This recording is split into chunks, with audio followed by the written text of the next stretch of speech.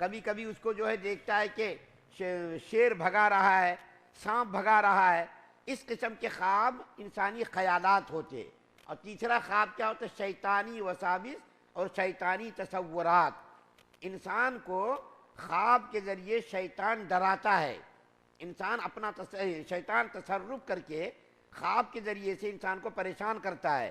تو ایسے خواب کے بارے میں شریعت کا حکم یہ ہے، نبی کریم صلی اللہ علیہ وسلم نے یہ فرمایا کہ اگر کوئی ڈراؤنا خواب دیکھے تو اٹھ کر کے جب وہ ڈر جائے تو 3 مرتبہ تھچکار دے اور اعوذ باللہ من الشیطان الرجیم پڑھ کر کے کروٹ بدل کر کے سو جائے۔ یہ ہے۔ اسی طریقے سے دیکھیے بہت سارے کافروں کے خواب بھی اس کی تعبیر بھی صحیح ہوتی ہے۔ دیکھیے بخت نصر جو انسان کا ظالم ترین آدمی گزرا ہے، اس نے یہودیوں کو، ہزاروں یہودیوں کو قتل کیا ہے، ہزاروں یہودیوں کو، تورات کی توہین کی ہے، ان کی عورتوں کی بے حرمتی کی، عصمت دری کی۔ اس کا واقعہ بھی آتا ہے کہ بخت نصر نے خواب دیکھا، حضرت دانیال علیہ السلام نے اس کے خواب کی تعبیر بتائی اور وہ بالکل خواب صحیح ہوا۔ فرعون کا خواب بھی ذکر کیا گیا ہے۔ فرعون نے بھی خواب دیکھا، جب اپنے لوگوں سے پوچھا، درباریوں سے، کہ میں نے یہ خواب دیکھا، تو اس کے درباری نے بتایا کہ تمہاری حکومت میں ایک ایسا بچہ پیدا ہونے والا ہے جو تمہاری حکومت کے خاتمے کا سبب بننے والا ہے۔ اسی طریقے سے ایران کا بادشاہ کسریٰ نے بھی خواب دیکھا اور قیصر نے بھی خواب دیکھا۔ بہت سارے کافروں فاسقوں کے خواب بھی ذکر کیے گئے ہیں اور اس کے خواب کی تعبیر بھی صحیح ہوئی ہے۔ لیکن نیک لوگ جو خواب دیکھتے ہیں، نیک لوگوں کے خواب کے اندر زیادہ غلطی کا امکان کم ہوتا ہے۔ نیک لوگ جو خواب دیکھتے ہیں، مثال کے طور پر حضرت عائشہ رضی اللہ تعالی عنہا نے خواب دیکھا۔ خواب آدمی دیکھتا ایک ہے، اس کی تعبیر بالکل علیحدہ ہوتی ہے۔ اسی لیے کہا گیا ہے، میں انشاءاللہ خواب کے بارے میں کچھ باتیں بتاؤں گا ابھی مزید۔ اسی لیے علماء نے لکھا ہے کہ خواب دیکھنے والا ہر خاص و عام کو خواب نہ بتائے۔ اس میں یعقوب علیہ السلام اپنے بیٹے کو روک رہے، یوسف علیہ السلام کو منع کر رہے ہیں، دیکھو تم اپنے بھائیوں کو اپنا خواب مت بتانا۔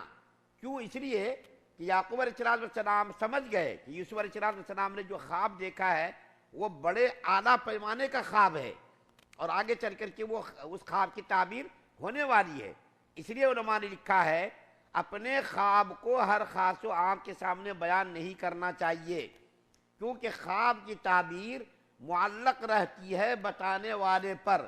جب خواب کی تعبیر بتا دی گئی تو پھر اس کی تعبیر صحیح ہو جاتی ہے۔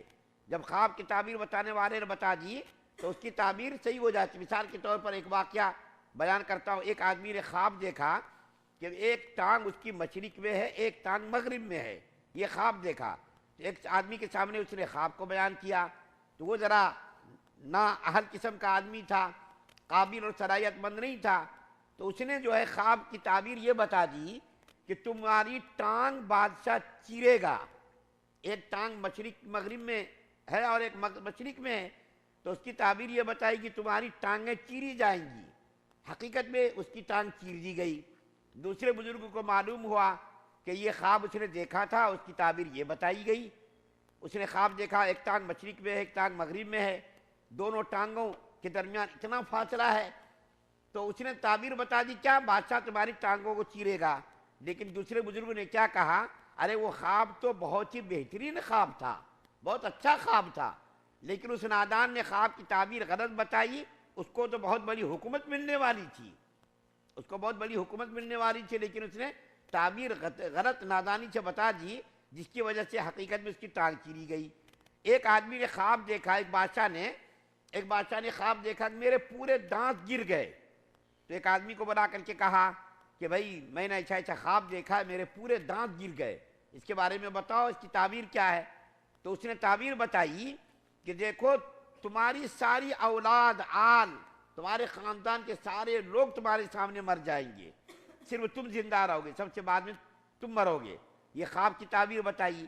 اس کو غصہ آیا کہ تم نے ایسی تعبیر مجھ کو کیوں بتائی کہ میرے سامنے ساری اولاد آل خاندان پورا ادھر جائے گا۔ دوسرے بزرگ سے پوچھا، دوسرے بزرگ نے کہا کہ دیکھو بھائی سب سے بعد میں تمہارا انتقال ہوگا، یہ صرف بتا دیا۔ حالانکہ دیکھیں دونوں کی تعبیر میں کچھ فرق نہیں ہے، بتانے کے انداز میں فرق ہے۔ ایک نے کہا کہ تمہاری آل اولاد سب تمہارے سامنے ختم ہو جائے گی، اور دوسرے نے کیا بتایا، تمہاری عمر بڑی لمبی ہوگی اور تم سب سے بعد میں تم دنیا سے گزرو گے۔ تو وہ بادشاہ بہت خوش ہوا، اس کو انعام دیا۔ حالانکہ خواب کی تعبیر بتانے میں کوئی فرق نہیں ہے، صرف بتانے کا انداز الگ الگ ہے۔ اس لیے کہا جاتا ہے کہ خواب کی تعبیر اپنے خیر خواہوں سے پوچھنی چاہیے، ہر ایک خاص و عام سے خواب کی تعبیر نہیں پوچھنی چاہیے۔ بہت سارے ولیوں نے بھی خواب دیکھا ہے، جن میں سے حضرت عائشہ رضی اللہ تعالیٰ عنہ کے خواب بہت مشہور ہے۔ انہوں نے خواب دیکھا کہ ہمارے گھر میں 3 چاند آ کر کے گرے ہیں۔ تو حضرت عائشہ رضی اللہ تعالیٰ عنہ نے اپنے والد صاحب ابو بکر صدیق رضی اللہ تعالیٰ عنہ سے پوچھا کہ ابا حضور، میں نے یہ خواب دیکھا ہے کہ میرے گھر میں 3 چاند آ کر کے گرے ہیں۔ تو ابو بکر صدیق رضی اللہ تعالیٰ عنہ نے پوچھا تم نے اس کی کیا تعبیر دی؟ تو عائشہ رضی اللہ تعالیٰ عنہ نے فرمایا کہ ابا میں نے یہ خواب کی تعبیر دی کہ میرے گھر میں بیٹا پیدا ہوگا۔ ابو بکر صدیق رضی اللہ تعالیٰ عنہ خاموش ہو گئے۔ چند دنوں کے بعد اللہ کے رسول صلی اللہ علیہ وسلم دنیا سے تشریف لے گئے۔ حضرت عائشہ رضی اللہ تعالیٰ عنہ کے گھر میں آپ کی آرام گاہ بنائی گئی، قیامت کے لیے آپ کا عائشہ رضی اللہ تعالیٰ عنہ کا گھر آرام گاہ بنا۔ تو ابو بکر صدیق رضی اللہ تعالیٰ عنہ نے فرمایا بیٹے دیکھو، یہ تمہارے خواب کی پہلی تعبیر ہے، اور تم 2 تعبیر اور تم دیکھو گی ابھی، کہ جو تم نے دیکھا کہ چاند ہمارے گھر میں آ کر کے 3 چاند گرے، 1 چاند تو آ گیا ہے، ابھی اور 2 چاند آنے والے ہیں۔ اشارہ کس کی طرف تھا؟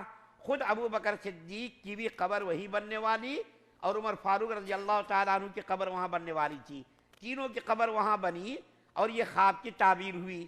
3 چاند کو دیکھا تو 3 چاند ان کے گھر میں آج بھی کیا ہے؟ آرام فرما ہے۔ اسی طریقے سے ایک آپ کی بیوی یہودیہ تھی پہلے، حضرت صفیہ رضی اللہ تعالیٰ عنہ، ایک یہودی کی بیٹی تھی، اس نے ایمان قبول کیا۔ ایمان قبول کرنے سے پہلے اس نے اپنے شوہر کے سامنے ایک خواب بیان کیا۔ کیا خواب بیان کیا؟ خواب یہ میں بیٹھی ہوئی ہوں اور میری گود میں چاند آ کر کے گرا۔ ان کا شوہر ہوشیار تھا، سردار تھا، اس نے تماچا یوں زور سے مارا جس کی وجہ سے حضرت صفیہ رضی اللہ تعالیٰ عنہ کے چہرے پر اس کا نشان پڑ گیا۔ جب اللہ کے رسول صلی اللہ علیہ وسلم کے ساتھ اس کی شادی ہوئی تو اللہ کے رسول صلی اللہ علیہ وسلم نے پوچھا کہ یہ تمہارے چہرے پر داغ کس چیز کا ہے؟